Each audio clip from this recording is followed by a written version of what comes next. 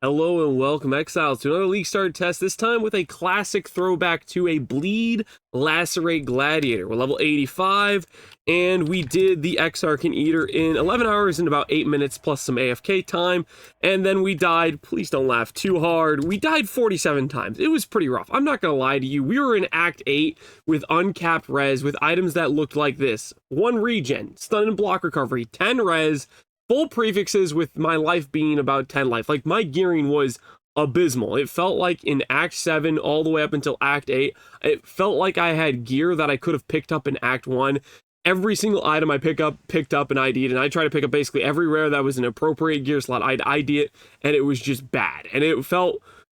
oh, it was a rough time. But, needless to say, we got through it, although it was a bit of a struggle, and we ended up, in my opinion, feeling pretty decent now in this stage of the character. I will say this, the one thing that's kind of a joke about Gladiator, and the reason I think Gladiator's so weak on the totem pole, is its Merc Lab Ascendancy. Like, if I just had Arena Challenger, Gratuitous, and Blood and Violence, I'd like, this is a pretty good Ascendancy, but following it up a 4th lab, my choices just aren't good. The 10 block attacks, that's not worth grabbing.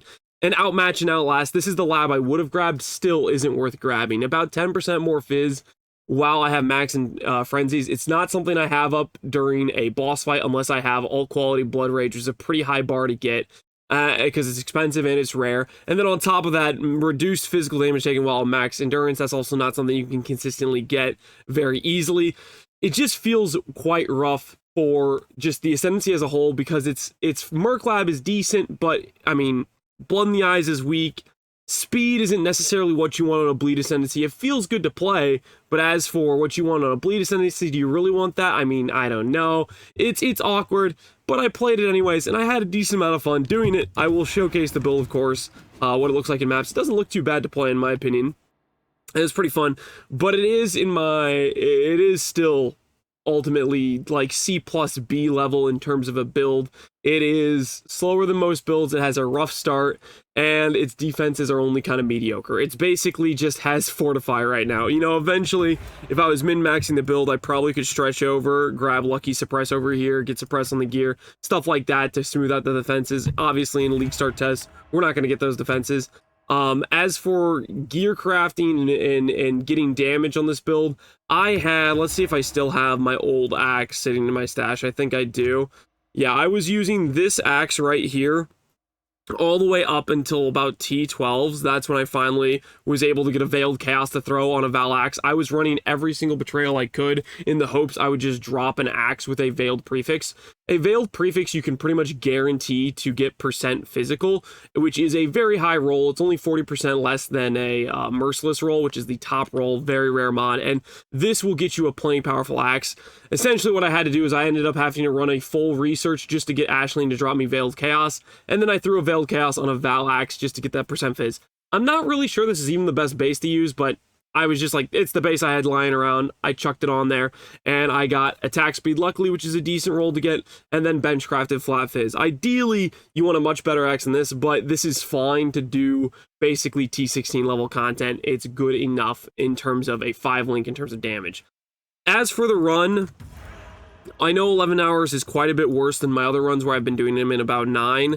I think this build realistically should have been at least at like 10 hours, but we got unlucky quite poorly in multiple areas. The gearing in the early acts, that mentally damaged me more than it probably should have, because it was just really frustrating to constantly be looking at my gear and not be capped and then die to uncap res. It was very frustrating.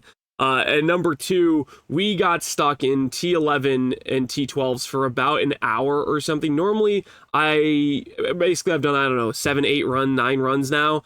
I have never had an issue with getting stuck in a map until this run, where I just kept doing T12s and it just kept dropping me T11s, because I have the 100% chance to drop the connected map. I have this atlas here where we have the 100% chance to drop connected, and every single time it would drop a connected, it would drop me back to 11s, back to 11s, back to 11s, and that took quite a bit larger time than normal, but that's just how it goes. Sometimes you low roll on RNG. Ultimately, I am showing you this build in more than some of the other builds I did. Like, I did an Armageddon brand build, I did a Flame Blast, a Val Flame Blast, plus Wave of Conviction Ignite build. I'm not showing you those builds because those builds, I ultimately had less fun than this character. And this character I wanted to showcase just because Gladiator's memed on a lot, and I was just surprised that it did as well as it did, because it didn't really feel that much weaker than any of the other builds I tested in terms of power level of this gearing, per se. This is pretty much a character where you swap around between your blood stance for single target and your sand stance for like the bigger AoE clear. So I have my blood and sand on spacebar, and then whenever I wanted to do a rare, I use spacebar to swap to the bleed strike, so to speak, is what I'm doing, or the bleed stance or whatever it's called, blood stance. Sorry. I don't know where I lost my train of thought a little bit there. But anyways, you just kind of jump around, slashing things. They blow up.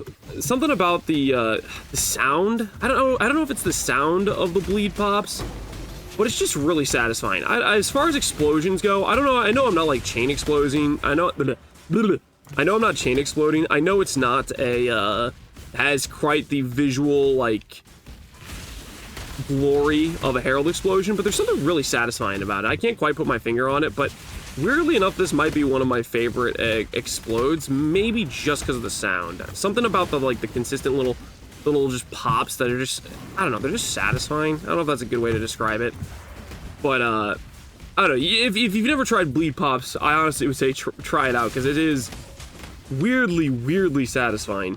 And then the fact our character was this good without an Uber Lab was cool as well. I could have done the Uber Lab for a bit better mapping power. Getting another 10% more damage while mapping is decent. Having a bit more consistent frenzy generation would have been nice, sure. But I didn't feel overly in need to do it, because I view it as a largely weak ascendancy point, and I think it's largely why Gladiator is so out of the meta, is because the one build that could do decent is Bleed. Bleed isn't particularly strong in the current game, and then on top of that, you have the fact that the ascendancy itself is pretty weak after your first lab, basically. Because it used to have the block, which used to basically finish out its fill out its weaknesses, which is defense is a little bit on the weaker side for Gladiator, and now the block node that it got replaced with is rather lacking, I believe. Anyways, this is Bleed Lacerate with a Gladiator. I had a lot of fun playing it. Weirdly enough, it obviously isn't as strong as some of the other builds I had tested. Pyroclast, for example, is much stronger than this, but it works. And if you just wanted to do a bleed build, I can honestly say you can take this to T16 level content perfectly fine. In a trade league, you could get much better gear than this, and you probably could do, I would think you could do all the way to Feared. I think you're going to struggle on Ubers if you try to take a build like this to Ubers. I think Bleed is an example of a build that has good early scaling. You get that initial rare axe and stuff like that. You have that nice jump in power. And then I think it's kind of like Righteous Fire, where it gets a lot weaker the moment you take it into essentially min-maxing to a higher extent, where the gear starts to give you less and less and less. And then on top of that, instead of the one difference, like it's similar like in terms of that power damage curve, RF on the other hand has a lot of regen built in and a lot better defenses in my opinion than this character does. So there are those disadvantages, but it still has the ability to do that sort of content. So if you like Bleed and you want to do it, I'd say Bleed Lacerate Gladiator is decent. That being said, I know I'm going into this, I think Lacerate's okay-ish. I think Bladestorm is honestly a better skill. Like, it's faster mapping, faster start, and I think it does pretty comparable damage, if not maybe better damage. So I would even look into Bladestorm as well. If you're thinking about doing a Bleed Gladiator, you want those satisfying pops, it's doable. Hopefully you guys enjoyed this video, or my thoughts on Lacerate on a Gladiator and this setup. And maybe it gives you some idea if you want to play a Bleed build, you can. I'm not going to make a League Start guide on it because I don't think it's strong enough to recommend it to people. But at the same time, if you want to play Bleed, it's not like a build that can't do the content. It can definitely do the content.